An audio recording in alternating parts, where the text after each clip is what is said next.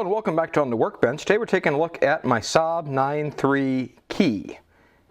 So you might be saying, well, what's the big deal about the key? Well, this side it doesn't look that bad, but let's turn it over and maybe you'll see. Let's hold this up to the camera here a little bit closer. You can see where the buttons are starting to wear pretty bad. This button's actually gotten pushed in all the way and there's quite a bit of wear and dings. It doesn't look as nice and clean as it did a while back. And so there's actually a fix that you can do for this that will cost you about $15, $16.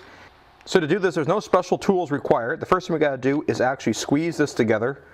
Squeeze on the Saab logo there on the Griffin head. And then extract your hard key from the keychain or from the key fob.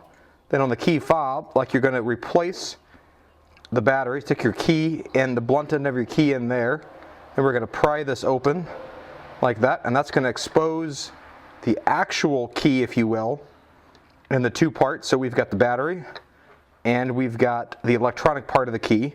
This is really the guts of what activates it. And then we have our key itself. We'll set the key itself aside. And what I have over here, this cost me about 16 bucks on eBay to actually get a replacement key fob. This does not include the metal key. It's just simply a new, basically it's a key cover. And so all we have to do is then take our key and we're going to put this in. We're going to pop this open like this, exposing our key setup here.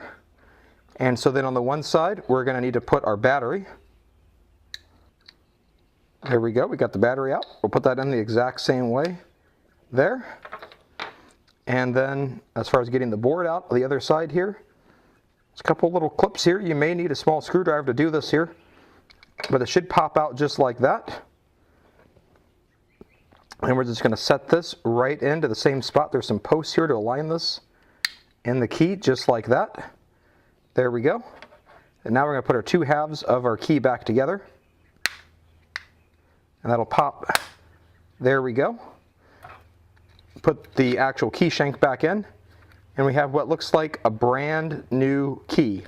So just that simple. Now this one here obviously has seen better days. The buttons have been pushed in and have worn out. That's garbage now.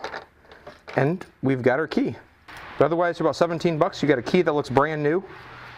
And then you're good to go. If I can find a good link to put to one of these blanks, I'll put that in the description below. And have a great day. Bye.